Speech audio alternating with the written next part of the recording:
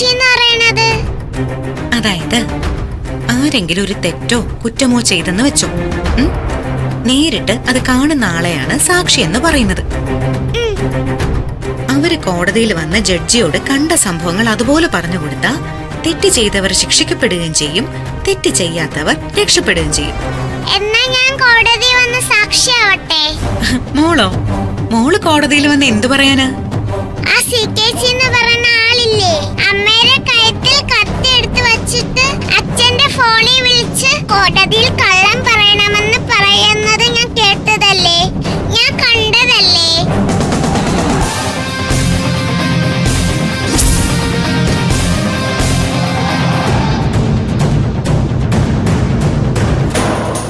ഞാൻ കണ്ട കാര്യം അതുപോലെ വന്ന് കോടതിയിൽ പറയാം.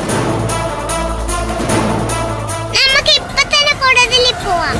അങ്ങനെയാണെങ്കിൽ അച്ഛനെ ജയിലിൽ നിന്ന് ഇറക്കാൻ പറ്റല്ലോ. മോൾക്ക് എത്രത്തോളം അച്ഛനെ മിസ് ചെയ്യുന്നുണ്ടെന്ന് ആന്റിക്ക് അറിയാം. പക്ഷെ അച്ഛനെ ജയിലിൽ നിന്ന് ഇറക്കാൻ വേണ്ടി മോള് കോടതിയിൽ കയറണ്ട. മാഡം, അതിന് ഞാനും സാക്ഷിയല്ലേ. മോള് മാത്രമല്ലല്ലോ, ഞാനും വരാം കോടതിയിലേക്ക്. നടന്ന സംഭവം എല്ലാം തുറന്നു പറയാം. മോളുടെ അച്ഛൻ പുറത്തിറങ്ങിയാ പിന്നെ ഞങ്ങളെ ആരും തൊടില്ല. അല്ലെങ്കിൽ ഞങ്ങൾ ഈ നാട്ടിൽ നിന്ന് എങ്ങോട്ടേലും പോയിക്കോളാം. ശിക്ഷിക്കപ്പെട്ട ഒരാളുടെ ഭാര്യ കൊടുക്കുന്ന മൊഴിക്ക് കോടതി എത്ര വാല്യൂ കൊടുക്കുമെന്ന് എനിക്കറിയില്ല. എന്തായാലും ഞാൻ വക്കീലുമായിട്ടൊന്ന് സംസാരിക്കട്ടെ, എന്നിട്ട് പറയാം. അച്ഛന്റെ കാര്യം ഓർത്ത് മോള് വിഷമിക്കണ്ട. അച്ഛനെ ഉടനെ തിരിച്ചു വരും കേട്ടോ. എന്നാ ആന്റി ഇറങ്ങട്ടെ മോളെ. മായ, ഇത് വെച്ചോളൂ. എന്തെങ്കിലും ആവശ്യമുണ്ടെങ്കിൽ വിളിച്ചാ മതി. ഇതിപ്പോ തീർത്താ തീരാത്ത കടമല്ലോ മാഡം. ഇതൊന്നും കടമല്ല, കടമയാണെന്ന് വിചാരിച്ചാ മതി. പിടിക്ക, ഞാൻ ഇറങ്ങാം.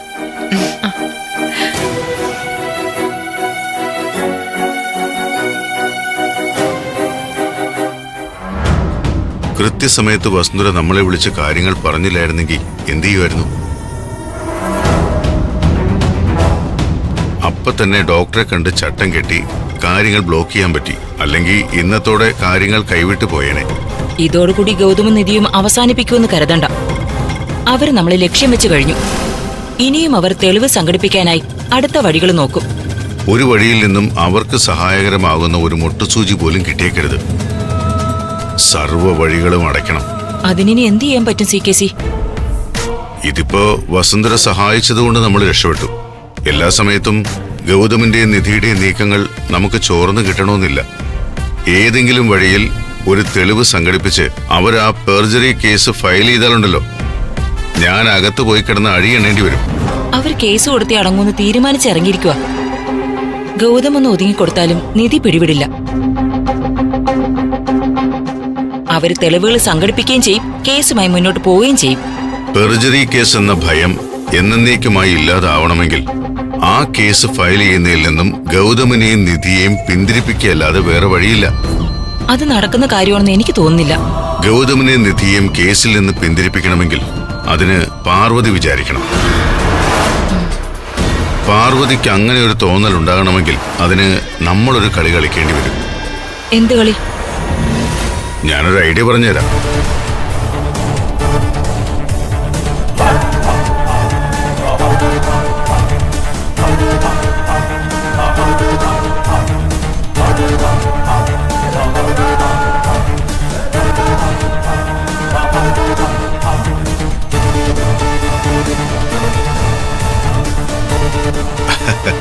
എങ്ങനെയുണ്ട്? ഇത് നടക്കുമോ CKC? നടക്കുമോ എന്നല്ല, നടന്നേ പറ്റൂ. അല്ലെങ്കിൽ നമ്മൾ രണ്ടുപേരും ജയിലിൽ പോവും.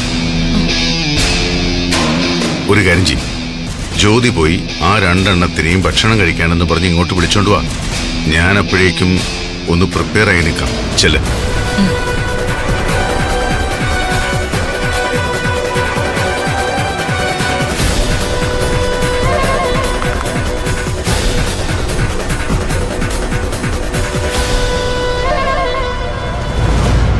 അങ്ങനെ ചിന്തിച്ചാ നമ്മൾ ഭാഗ്യം ചെയ്തവരെ ശിവാനി. ഈ അങ്കിളും ആന്റിയും കൂടെ സഹായിക്കാനില്ലായിരുന്നെങ്കിലേ നമ്മൾ എന്ത് ചെയ്യുമായിരുന്നു? അങ്ങനെ ഒരു അവസ്ഥയെ കുറിച്ച് എനിക്ക് ചിന്തിക്കാൻ പോലും പറ്റുന്നില്ല. ഉള്ളത് പറയാലോ, രണ്ടുപേരും കൂടി വല്ല വിഷം വാങ്ങിച്ച് തിന്ന് ചത്ത് വഴി കിടക്കേണ്ടി വന്നേനെ. നീ ശ്രദ്ധിച്ചിട്ടുണ്ടോ? അങ്കിളും ആന്റി ഇപ്പോ സ്വന്തം ബിസിനസിനെ കുറിച്ച് ചിന്തിക്കാറുമില്ല. 24 മണിക്കൂറും അവരുടെ ചിന്ത നമ്മുടെ കാര്യത്തിൽ മാത്രമാണ്. അതൊരു വാശിയായിട്ട് എടുത്തിരിക്കും അവര്. ഈ ഗൗതവും നിധിയൊക്കെ ഇവരെ കുറിച്ച് എന്തൊക്കെയാ പറഞ്ഞിട്ടുള്ളത്? ബിസിനസ് ആവുമ്പോ അതിൽ വിജയം നേടാനായിട്ട് അങ്കിള് പല വഴിയും ഉപയോഗിക്കും. പക്ഷെ മനുഷ്യത്വം ഉണ്ട്. മനുഷ്യന്റെ അവസ്ഥ മനസ്സിലാക്കാനും അറിയാം. പക്ഷേ ഒരു കാര്യത്തിൽ എനിക്ക് വിഷമമുള്ളൂ. എനിക്ക് വേണ്ടി പോലും ഒന്നും ചെയ്യാൻ പറ്റാതെ കൈകെട്ടി നിൽക്കുമോ ഞാനിപ്പോ.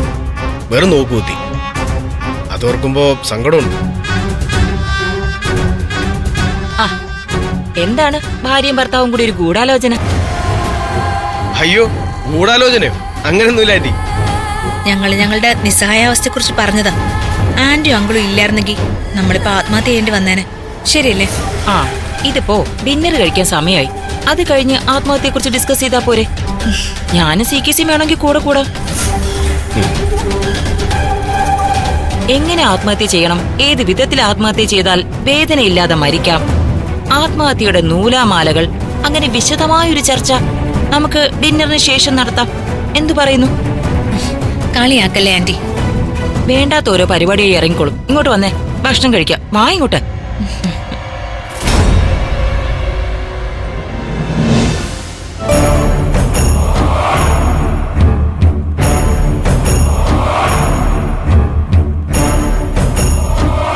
CKC വാ, നമുക്ക് ഫുഡ് കഴിക്കാം. നിങ്ങൾ കഴിച്ചോ, എനിക്ക് വേണ്ട. എന്തുറ്റങ്ങളെ എന്താ ഫുഡ് വേണ്ടെന്ന് പറഞ്ഞത്? പറ്റുന്നില്ല മോളെ, ഓരോന്ന് ആലോചിച്ചിട്ട് എനിക്ക് ഒരു സമാധാനമില്ലെന്നേ. അല്ലെങ്കിലെ പുതിയ എന്തെങ്കിലും ഇഷ്യൂ ഉണ്ടായോ? എന്താണെങ്കിലും ഞങ്ങളുടെ അടുത്ത് പറ. ഇഷ്യൂ ഒക്കെ പഴയത് തന്നെയാ. പക്ഷേ ഇപ്പൊ അതൊന്ന് ചെറുതായിട്ട് ഡൈവേർട്ടായി. കാര്യം എന്താന്ന് വെച്ചാൽ തുറന്നു പറ CKC. അത് പിന്നെ എനിക്ക് ഈ പ്രണവിന്റെ കാര്യം ആലോചിക്കുമ്പോഴാണ് ടെൻഷൻ.